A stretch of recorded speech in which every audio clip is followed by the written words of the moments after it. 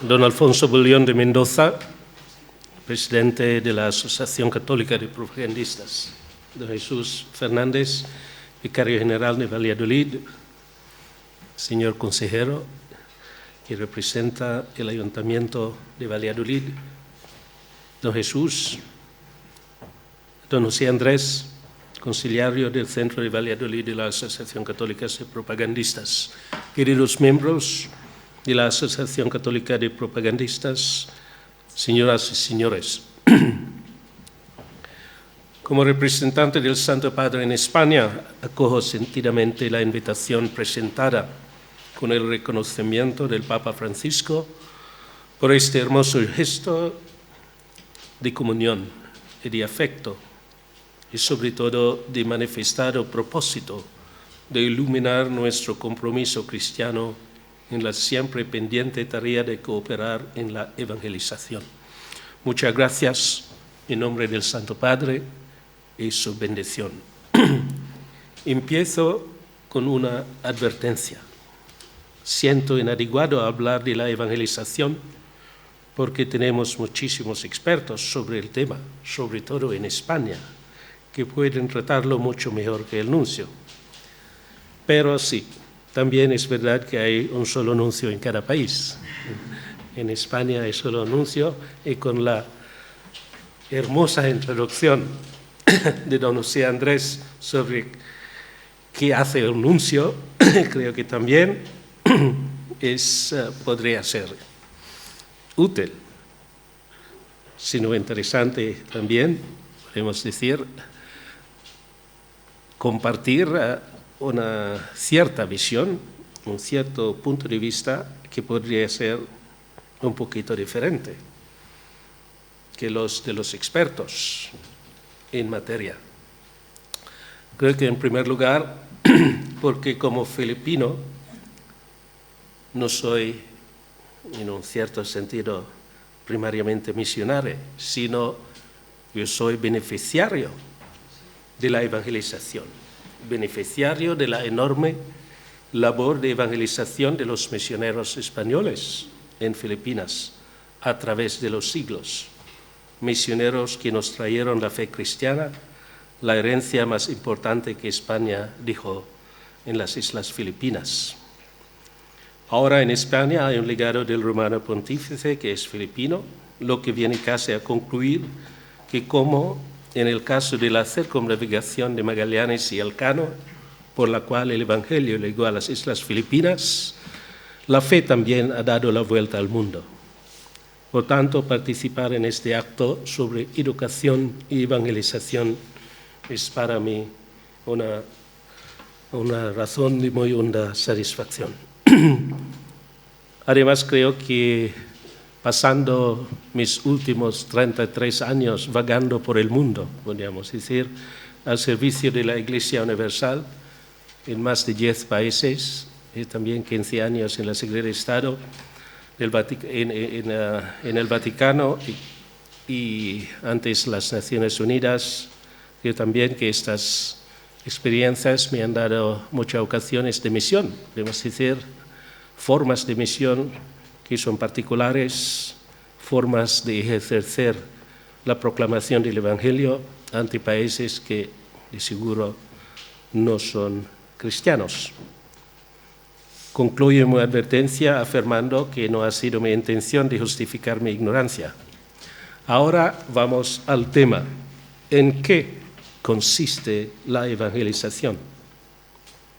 ¿Es todavía necesario, o al menos relevante, plantearse esta cuestión después de casi 2000 años de evangelización? Si estamos en una época de crisis de fe, de crisis en su transmisión como una de sus causas fundamentales, creo que es todavía necesario, si no es indispensable, afrontar esta cuestión. ¿En qué consiste la evangelización?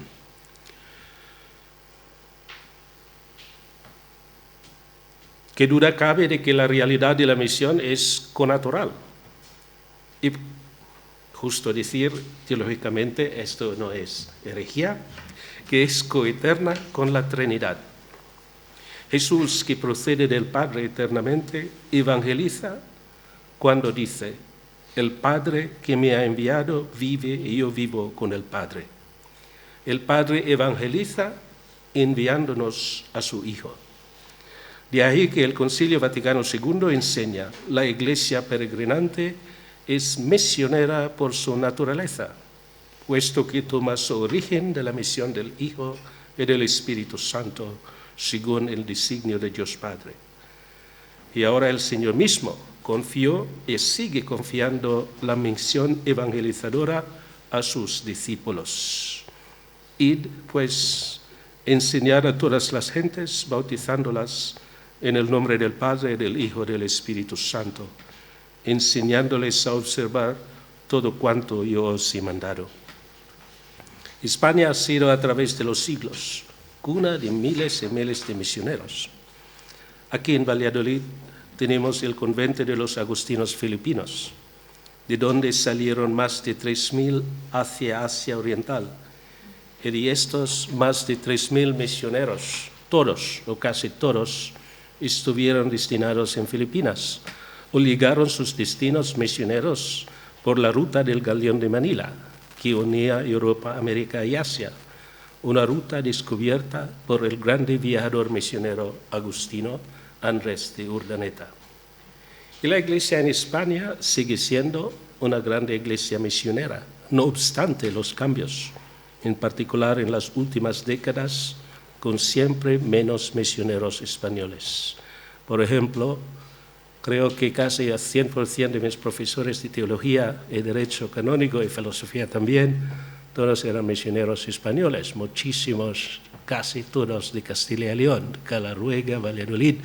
En efecto, estuve aquí en Valladolid en 86 para visitar los archivos reales.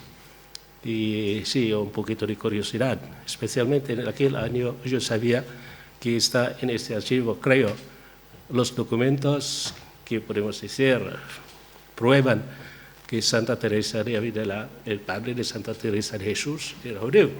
Entonces a mí era una curiosidad. Entonces, sí, continúa o sigue siendo una iglesia misionera, pero sí, no como en los siglos pasados.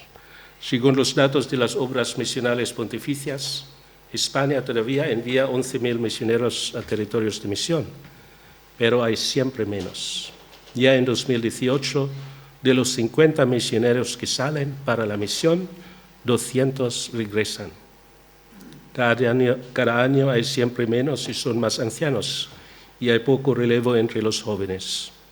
No ocurre deducir que son resultados de siempre menos religiosos y religiosas y sacerdotes, quienes constituyen cerca del 84% de los misioneros. Y la crisis en la obra de evangelización y en la transmisión de la fe halla también aquí una de sus causas principales. Respecto de nuestro tema, el documento más programático del pontificado del Papa Francisco es la exhortación apostólica Evangelii Gaudium, la alegría del Evangelio, sobre el anuncio del Evangelio en el mundo actual.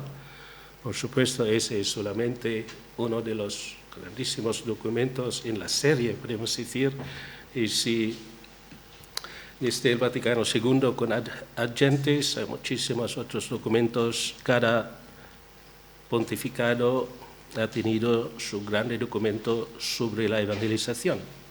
Como podemos mencionar, Evangelii Nuntiandi de Pablo VI, o Redemptoris Missio de Juan Pablo II, que fue seguramente una grande encíclica sobre la validez permanente de la obra misionera de la Iglesia. Esto, con este Papa, esta exhortación apostólica es seguramente su documento programático. El Papa, en esta exhortación apostólica, establece la su prioridad de pontificado, a saber, evangelizar, porque evangelizar es la primera y principal tarea de la Iglesia. Su más grande desafío es que debe ser paradigmático de todo lo que hace la Iglesia. Sueño una opción misionera, dijo el Papa, capaz de transformar toda la Iglesia en cauce adecuado para la evangelización del mundo actual. Cada órgano eclesial, cada diócesis, como Valladolid, cada parroquia, escuela, universidad católica, hospital católico, banco de alimentos, cada asociación de fieles, como es la Asociación Católica de los Propagandistas, cada grupo de jóvenes católicos o club de personas mayores, etcétera, etcétera, está llamado a esta transformación misionera. Podemos hablar de evangelización de muchas maneras y las fuentes sobre el tema sobreabundan. He mencionado solamente los más grandes documentos del magisterio. Y tenemos miles, podría ser, de libros sobre la misión y sobre la obra misionera de la Iglesia. Hay también muchísimas disertaciones de doctorado, etcétera, etcétera. Pues para limitar la amplitud de mi reflexión, permítanme hablar de evangelización bajo 3 claves que podemos identificar en el magisterio actual, el magisterio del Papa Francisco. A saber, la primera clave que me gustaría hablar es evangelización y la misericordia. Gracias, señor consejero, por haber mencionado. No hemos concordado nuestro discurso. Solamente es verdad que, especialmente bajo este pontificado, la cuestión de la misericordia como expresión de la fe cristiana, como expresión del Evangelio, es fundamental. La segunda clave es evangelización y Eucaristía. Y la tercera clave, lo que es, podemos decir, más actual en estos días, evangelización y el estilo, la vivencia sinodal de la Iglesia. Primera clave, evangelización y misericordia. El Papa Francisco ha subrayado una prioridad particular dentro de todos los esfuerzos de evangelización de la Iglesia. Quiere que llevemos a Cristo y la gran alegría de su buena nueva a lo que él llama las periferias, aquellos que están en las afueras, aquellos que, aunque habiten en medio de nuestras ciudades, decimos espontáneamente que están al final del mundo, aquellos que están, en definitiva, alejados de Cristo y de la Iglesia. El Papa busca atraerlos hacia el corazón de la solicitud amorosa de la Iglesia. ¿Cómo? Es lo que el Papa Francisco llama el kairos de la misericordia. Como sabemos bien, kairos es una de las 2 palabras griegas para referirse al tiempo.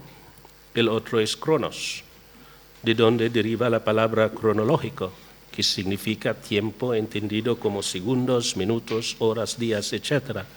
Kairos, de otro lado, significa momento oportuno u ocasión. Y cuando el Papa nos dice que hoy es un kairos de misericordia, nos está diciendo que ahora es una ocasión grande, es una ocasión, un momento especial en el que el mensaje y las obras de misericordia deben caracterizar la presencia de la Iglesia.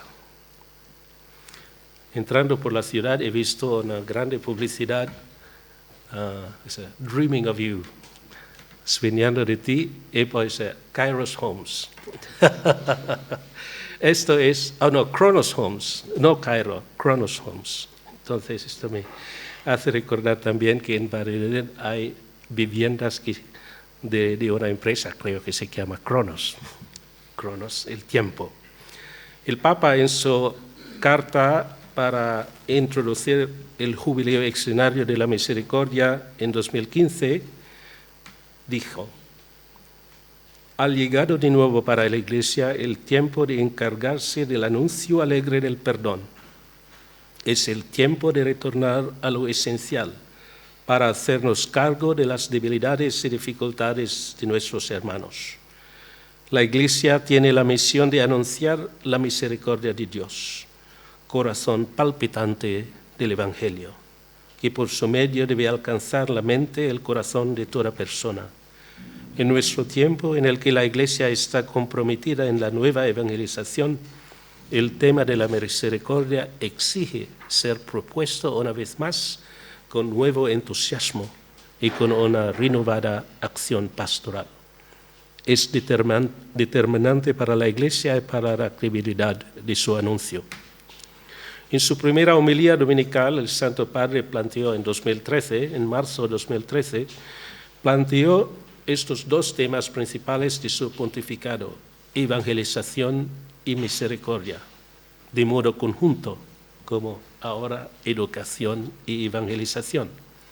El Papa dijo a una abarrotada iglesia de Santa Ana en Vaticano, que es de los agustinos también, administrada por los agustinos, justo dentro de las puertas del Vaticano, que Jesús tiene este mensaje para nosotros: misericordia. Pienso, y lo digo con humildad, dijo el Papa, que este es el mensaje más poderoso del Señor: misericordia. Fue Él mismo quien dijo: no he venido por los justos, sino más bien vine por los pecadores. Predicando de nuevo unos meses después, el Papa Francisco de nuevo subrayó este evangelio de la misericordia. Dice que cuando Jesús curó a un enfermo, no era solo un sanador. Cuando enseñaba a la gente, no era solo un catequista, etcétera, etcétera. Todas estas, dijo el Papa, son solamente signos del milagro más grande, el perdón de los pecados. El magisterio del Papa sobre la importancia fundamental de la misericordia en la evangelización es muy rico y denso, y por razón de Cronos me abstengo ahora de citar más palabras suyas. Pero creo que podríamos faltar a reflexionar sobre el poder y la belleza de la misericordia en la vocación del Papa Francisco. Creo que todos nosotros, casi todos por lo menos, hemos ideas y no hemos leído la primera entrevista del Santo Padre a esta revista de los jesuitas, Civiltà Católica, que está también, por supuesto, traducido en muchas otras lenguas. Y en esta entrevista el Papa nos cuenta su experiencia de la misericordia de Dios. Su vocación como sacerdote, como religioso, nació en el confesor, en el confesionario, de donde el joven Bergoglio, de 17 años, salió con los planes de vida completamente cambiados.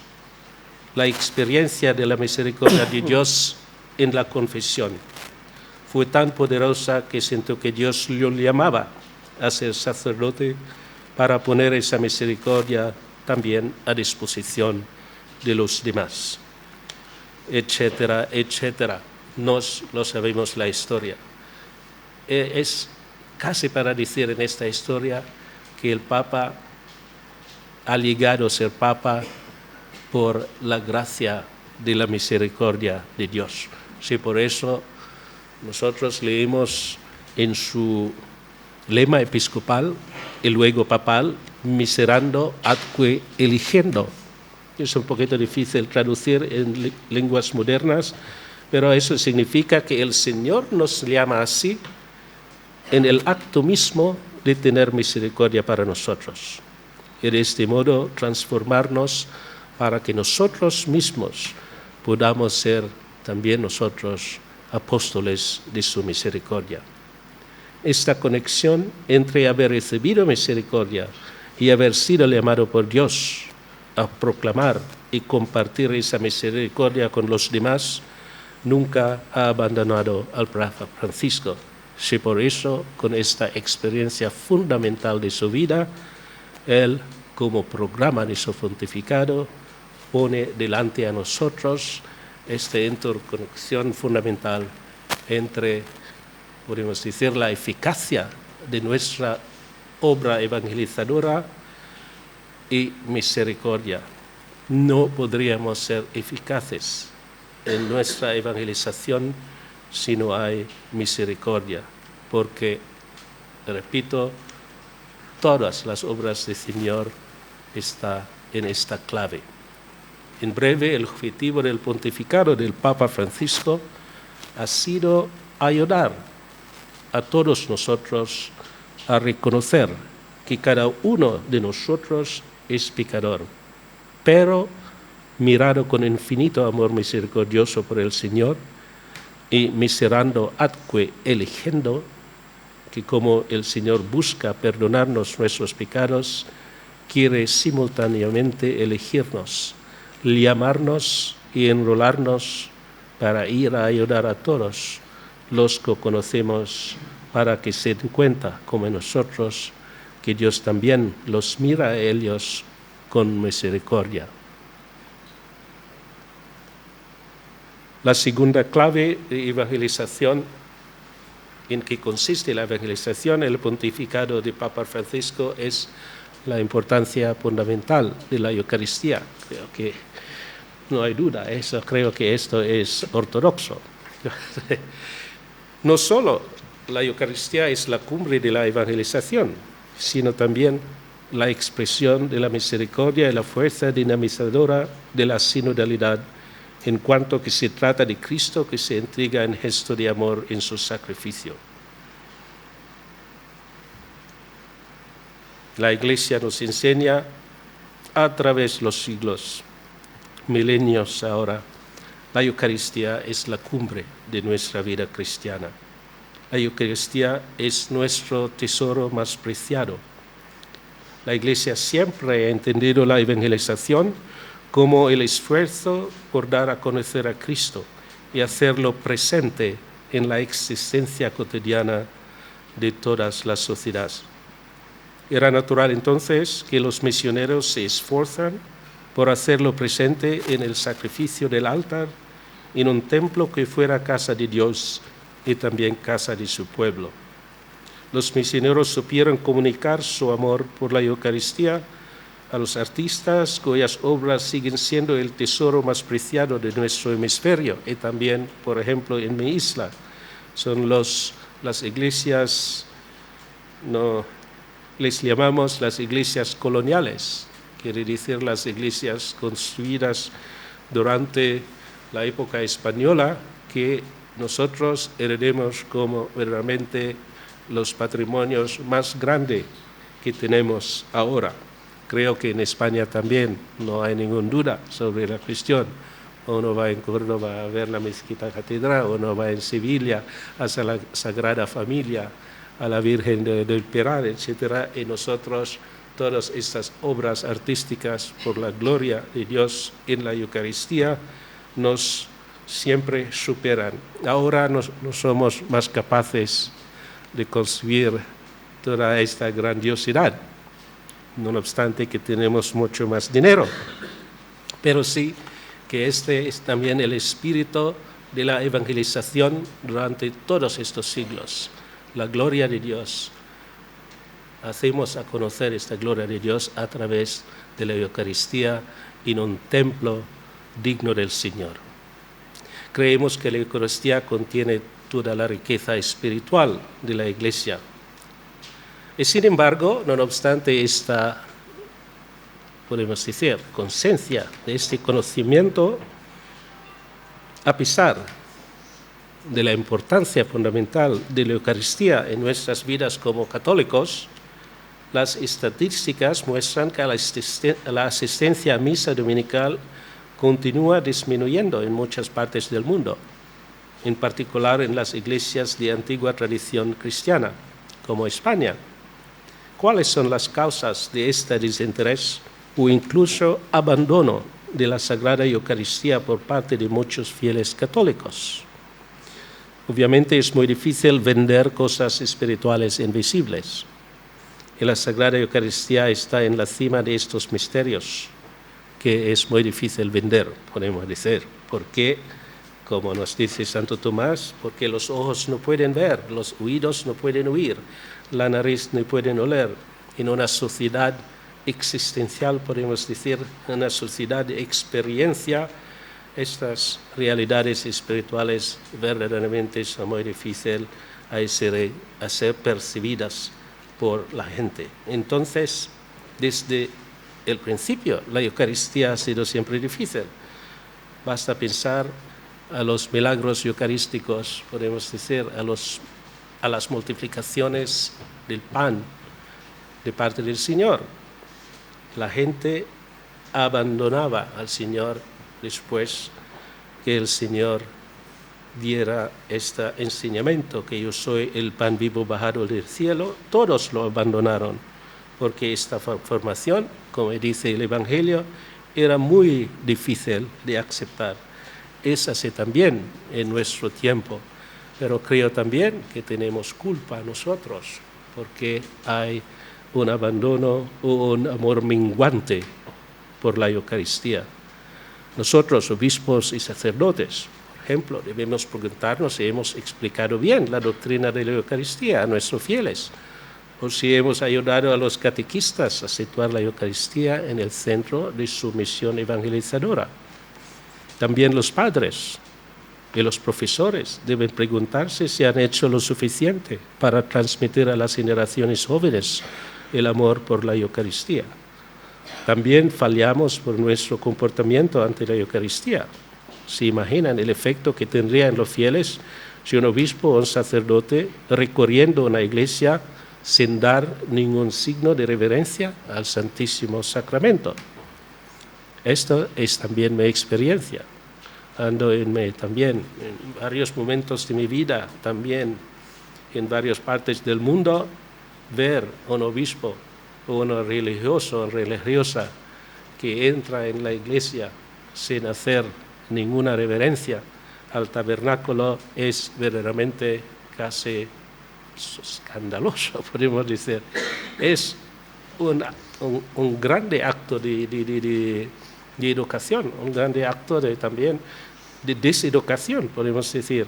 Entonces son fenómenos, son prácticas que a veces no somos siempre conscientes, pero sí, son actos que disminuyen nuestro amor por la Eucaristía.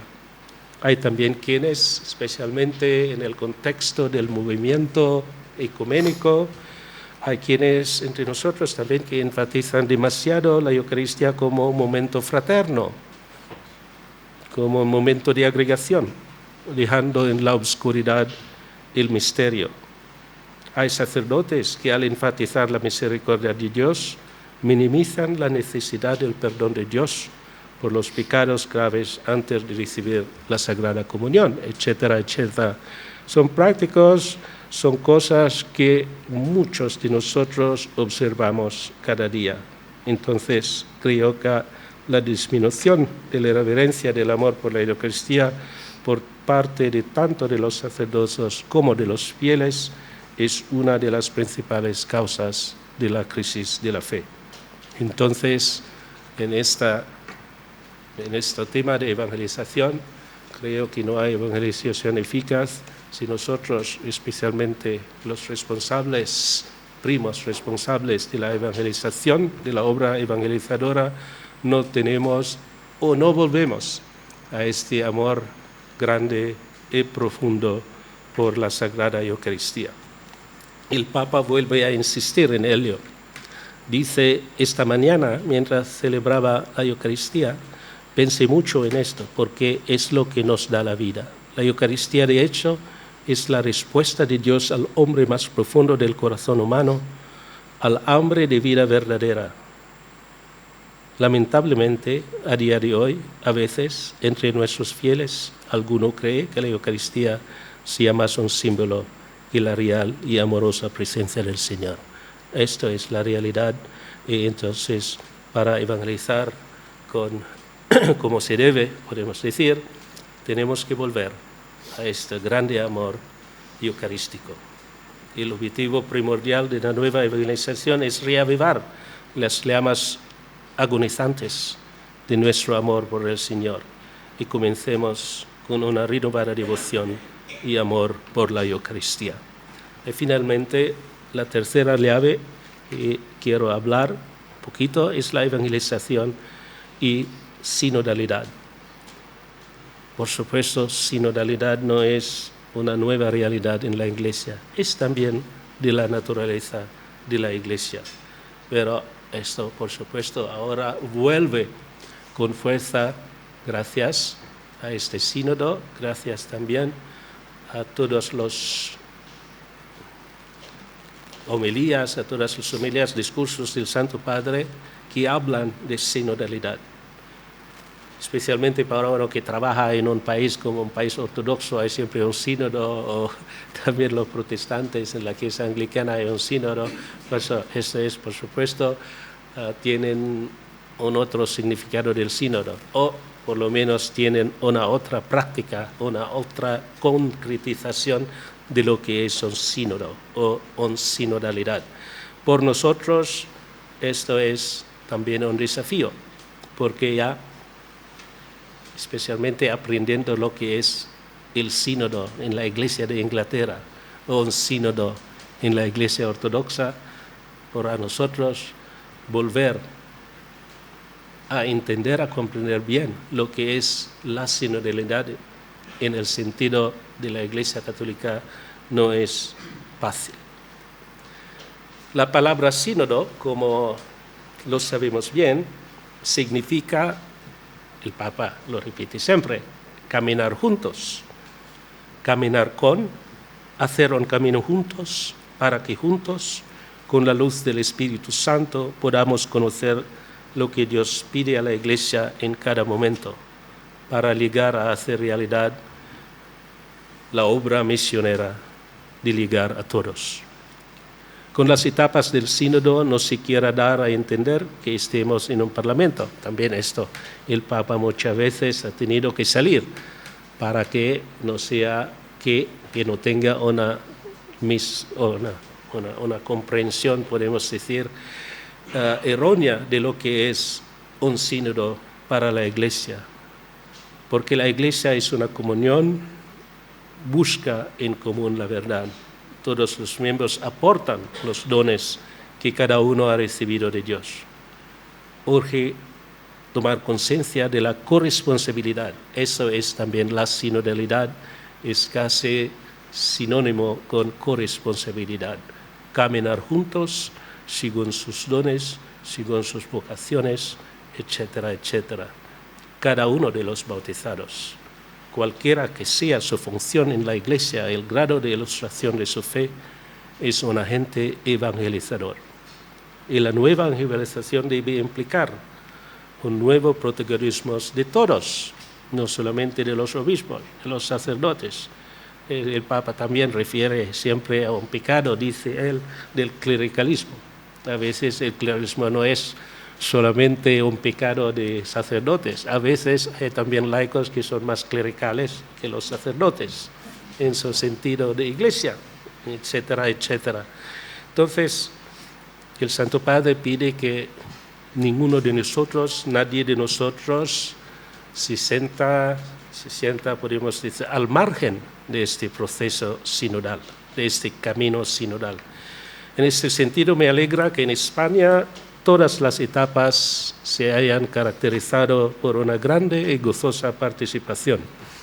La Iglesia en España ha buscado y busca con grande sentido eclesial en la escucha recíproca una Iglesia sinodal en comunión, participación y misión.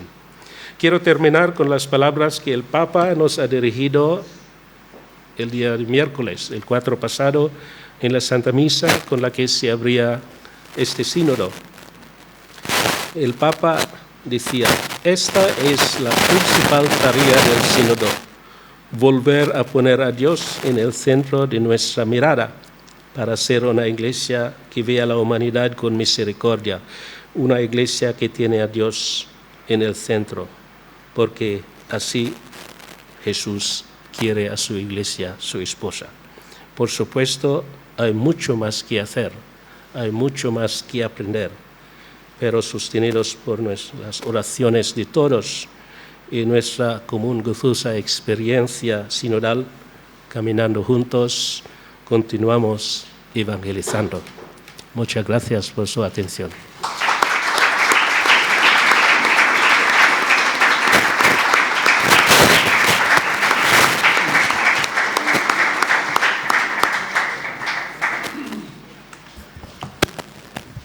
Muchísimas gracias. Yo creo que, aprovechando que vamos muy bien de tiempo, si no le parece mal al nuncio, podemos aprovechar pues para hacerle alguna pregunta, aprovechando que le tenemos entre nosotros. Gonzalo.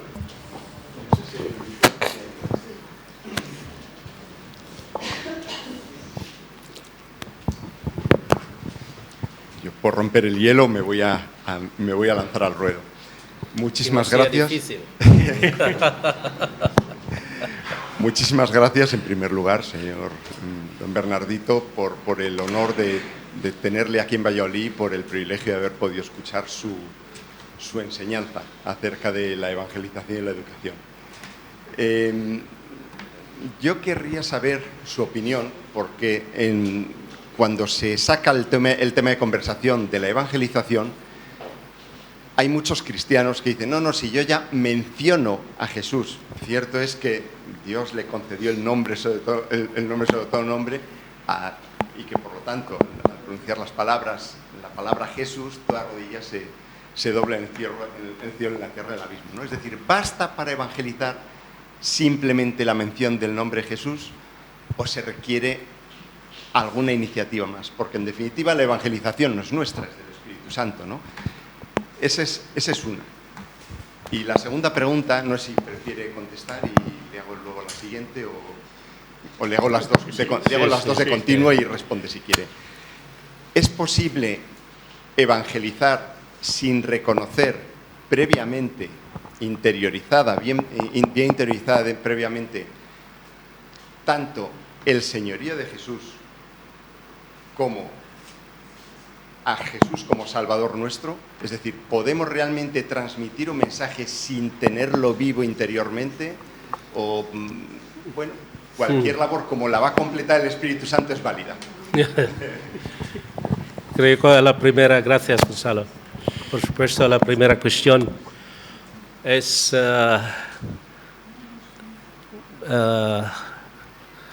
volvió inmediatamente a las palabras de Santiago en su de San Jaime, Santiago, en su primera carta, y dice que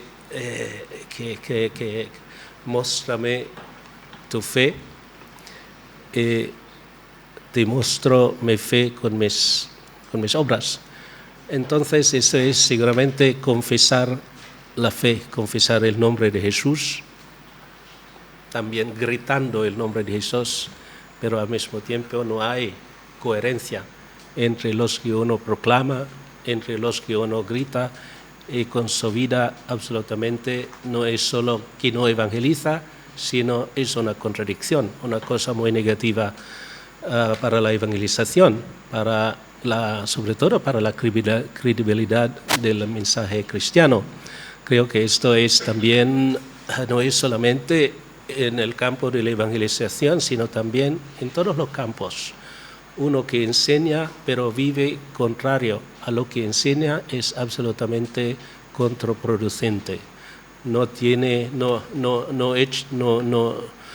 hace, podemos decir, no hace favor a lo que predica, a lo que enseña, porque por su vida contradice lo que enseña. Jesús mismo lo ha dicho. Entonces, realmente también para nosotros hemos visto, podemos decir, podría ser muchas películas, leído muchos libros sobre esta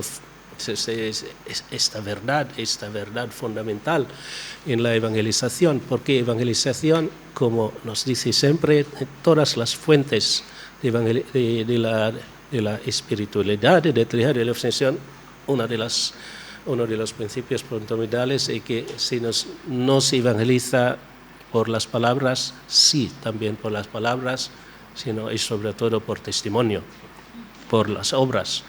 Por eso, Santo Padre subraya que si es el momento, si el kairos de la misericordia de Dios, esto también tiene que caracterizar todo lo que la Iglesia hace, todo lo que la Iglesia enseña, todo lo que la Iglesia testimonia.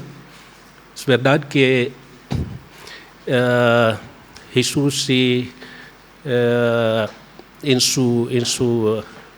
en su vida pública, en su evangelización, en su misión, podemos decir, muy, muy breve, de 3 años, como ha dicho el Papa, su acto de sanación, su acto de corregir o, no sé, condenar hasta personas como los fariseos, como los saduceos, etc. Estos son todos actos finalizados a la misericordia. Entonces también esto es como nosotros predicamos, nosotros decimos, nosotros gritamos lo que queremos en el nombre de Jesús, pero esto es finalizado a una testimonianza de vida. Es solamente una parte de la evangelización y la parte no es la parte más importante. Si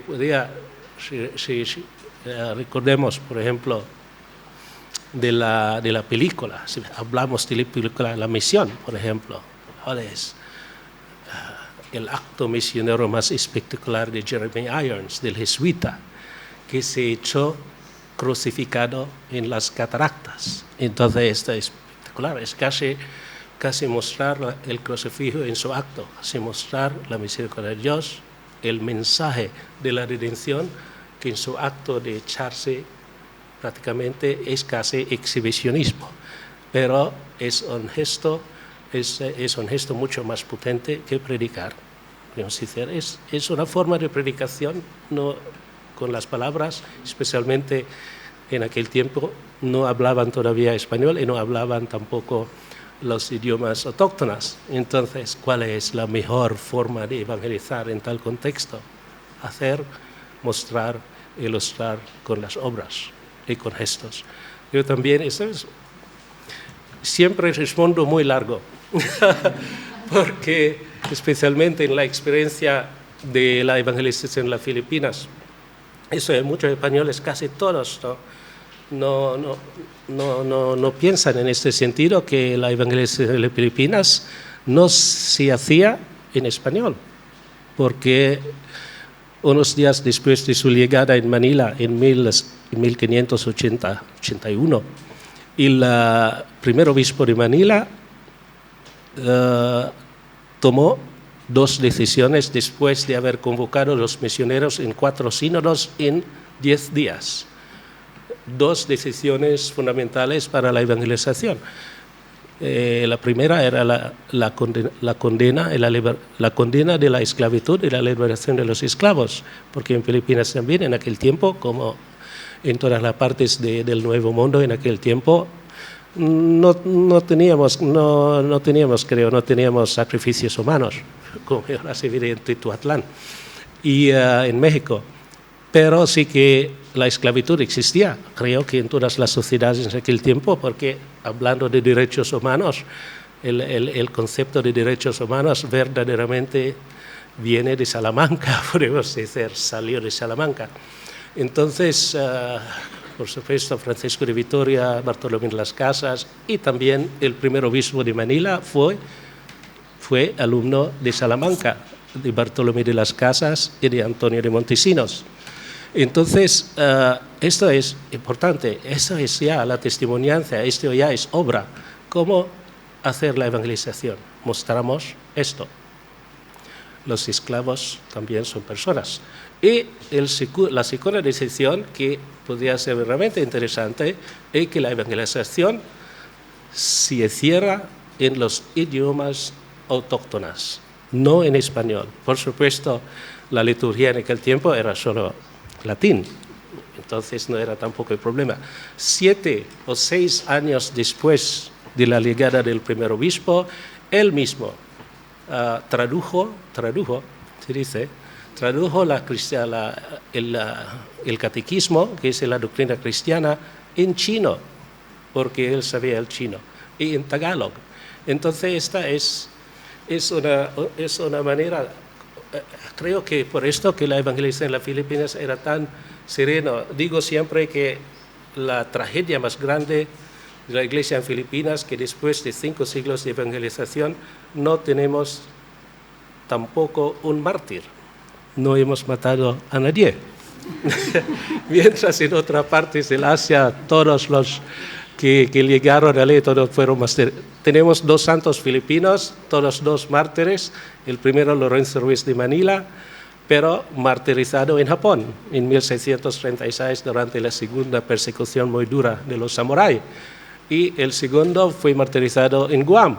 Entonces, podemos decir, le enviamos fuera para ser martirizados porque en Filipinas no somos capaces.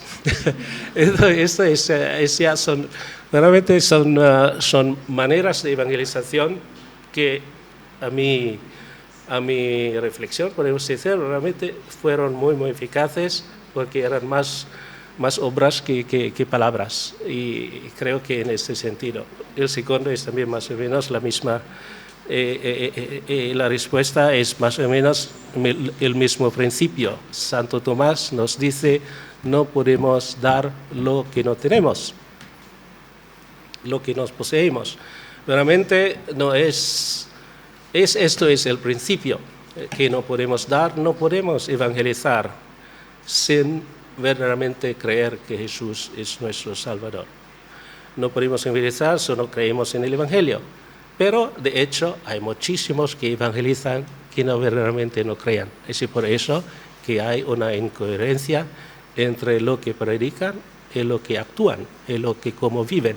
Esto creo, es siempre en este mismo principio. Gracias.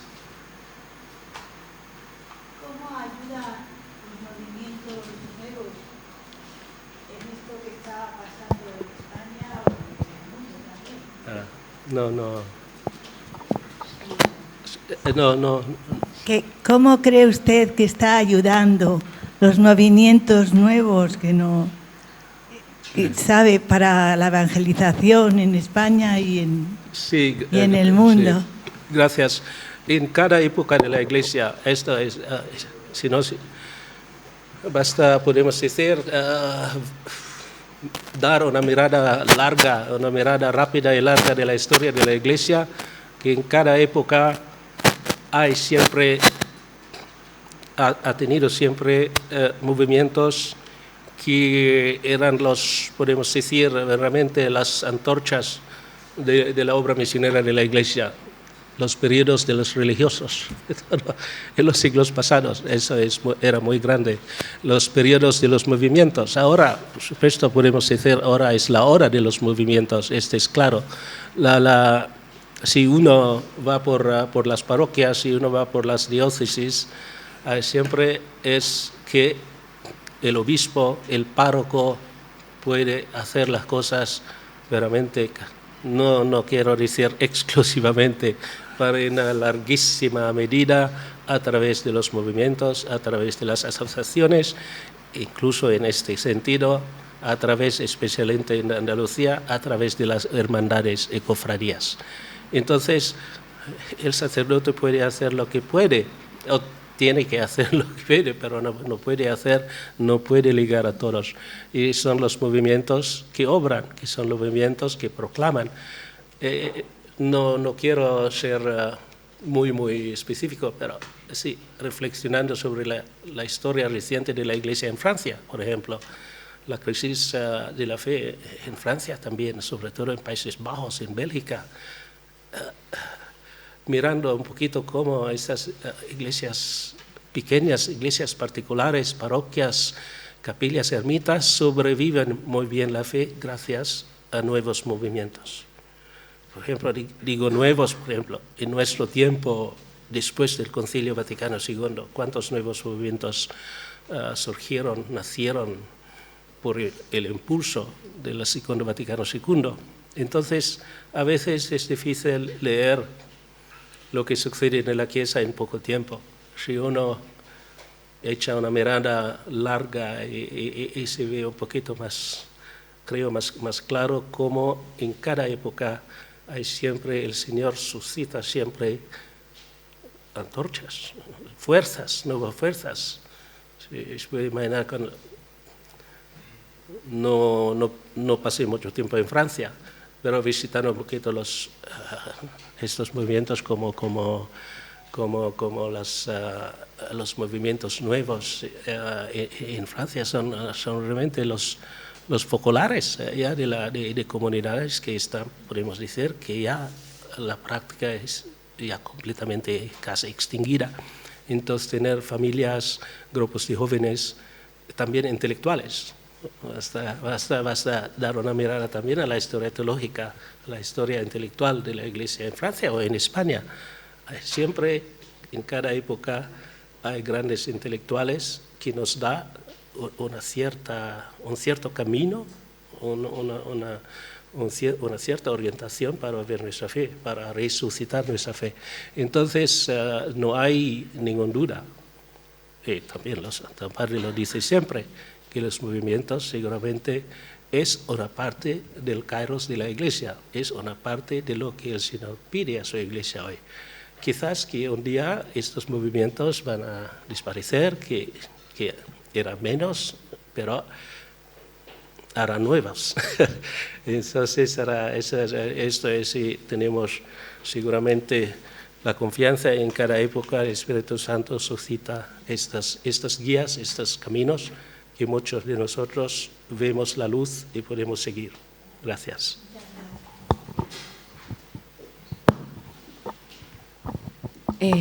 Bueno, muchas gracias. Estando totalmente de acuerdo con usted que si la Iglesia hoy es menos visible, la culpa es que no somos buenos cristianos y nuestras obras no están a la altura de lo que deberían estar, eso estoy de acuerdo. Le voy a poner en una situación un poco complicada, pero como usted es diplomático, pues lo hará bien. ¿Cómo ve ahora mismo la situación, la relación de la Santa Sede en el tema de la educación con España, con las modernas políticas educativas, y en qué podemos ayudar los cristianos en esto, que es un poco el motivo de las jornadas? Es decir, sí. ¿Cómo podemos enfocar la educación cristiana en una situación donde ni el ambiente social favorece ni las políticas educativas favorecen? Seguramente es una cuestión que sí que tenemos seminarios, tenemos seguramente estas discusiones abiertas y que podemos seguramente aprender de esto. Seguramente, y no sé cuál sería mi palabra clave aquí. Mi palabra clave sería la resistencia. Esta es clara. Es porque la resistencia es testimonianza, es testimonio. Es la... Si podemos siempre mirar aprendemos siempre mucho de la historia. Dice que la historia es la maestra más buena, más grande, más brava, pero que pocos la escuchan. Pero sí, mirando cómo habría los primeros cristianos resistir a más de 300 años de persecución, si no fuera por su resistencia en la fe. Entonces, las políticas cambian. Cuando nosotros decimos que hoy es la situación más difícil de la Iglesia, no lo creo. Porque mirando a la historia, cuando hasta los papas tenían hijos. Esto, hay que contextualizar, pienso que podemos decir nuestra situación, cómo la Iglesia ha sobrevivido, cómo nuestras comunidades han sobrevivido. La palabra es resistencia, porque las políticas cambian, quizás un día que... No quiero ser político, absolutamente. Digo solamente el hecho. Cuando, podemos decir, en su campaña electoral, el Partido Popular o los Vox dice que si ganamos vamos a eliminar esta ley sobre la educación. Podría ser que los kairos todavía no han llegado, por poco. Entonces, creo que tenemos que echar nuestra mirada muy, muy lejos, porque si creemos como cuando yo trabajaba en la Secretaría de Estado, en la sección para las relaciones con Estados, hace casi 8 años, el cardenal Sodano, después de 6 meses, este país no respondía, este país comunista no respondía. Sodano dice, sí, él hablaba así, ¿qué piensan ellos? Ellos piensan en años, pero nosotros pensamos en eternidad. Entonces resistimos, esperamos y vamos a solicitar, pero no tenemos que perder aliento porque después de 6 meses este país no ha respuesto a nuestra propuesta. Entonces es también así en toda nuestra vida, que esa es la virtud de la perseverancia.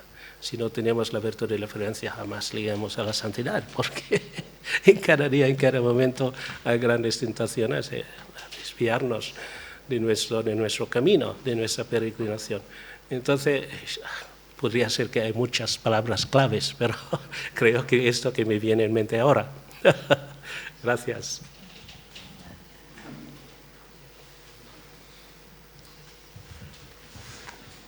Última, no. Última, y se lo voy a poner también muy fácil. Me gustaría saber, entendiendo que la evangelización es un ejercicio de la caridad, del Señor, porque lo que recibimos hay que darlo, y lo que recibes gratis, además hay que darlo también gratis. Entendiendo esto es así, ¿existe algún límite para evangelizar? Digo esto por lo siguiente. Hace unos días, con una serie de amigos, un grupo de amigos, surgió una discusión de si en un entorno en el que una persona se pueda ser ofendida por tú hacer pública tu fe, hay que hacerlo o no. Es decir, debemos proclamar la verdad a pesar de que esto pueda incomodar a alguna persona o no. Yo entiendo personalmente que sí, pero quiero saber su opinión. Es decir, porque los misioneros, cuando llegan a un pueblo, no evangelizan y todo el mundo diciendo, uy, qué bien, a ver qué nos va a contar. Entiendo que no le recibían con esa alegría y esa facilidad, ¿no? Y que al principio sería una oposición. Hoy en día somos misioneros también en nuestro entorno. Tenemos que también ser, en cierto modo, entiéndame, con caridad, pero ser un poco agresivos, o debemos ser mucho más tolerantes con la libertad individual del resto.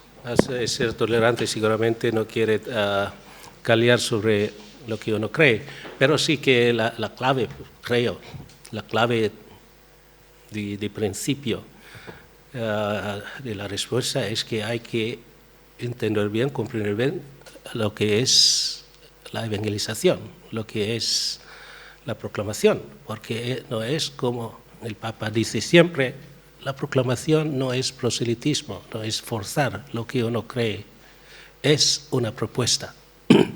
Esto es tampoco mucho más, podemos decir, tierno de que una ley que uno quiere. La ley tiene un carácter coercitivo. Entonces, una ley que uno quiere, uno se ofende porque la ley no lo quiere.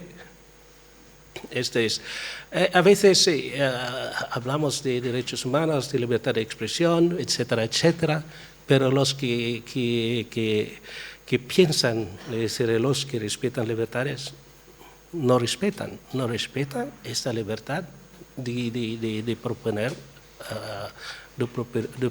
lo que uno cree o de expresar lo que uno cree. Esto, yo muchas veces, yo salgo pues, de los principios teológicos, voy a los principios filosóficos, por supuesto, y ahora voy a los principios de derechos humanos. ¿Por qué? ¿Por qué no puedo expresar lo que creo? ¿Por qué no puedo proponer lo que creo? Es claramente esto es, como se dice, más claro que la luna plena en los derechos, en la Declaración de los Derechos Universales. Si por eso estos nuevos derechos lucha no simplemente, por ejemplo, las Naciones Unidas publicó, esto se llama esto un comitivo, es una comisión sobre la libertad de expresión. Ahora, en su último informe, dice que hay que cortar las libertades de quienes que son contra el aborto, contra la ley trans, etcétera, etcétera. Entonces hay que uniformar a ellos. No hay más libertad de expresión, no hay más variaciones, no hay más espacio de la libertad.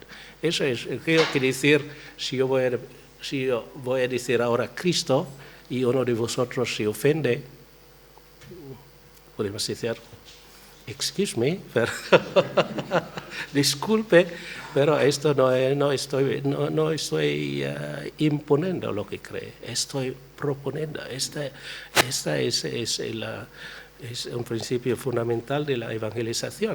Sí, por eso que no voy a criticar ninguna otra religión, por ahí también porque la Iglesia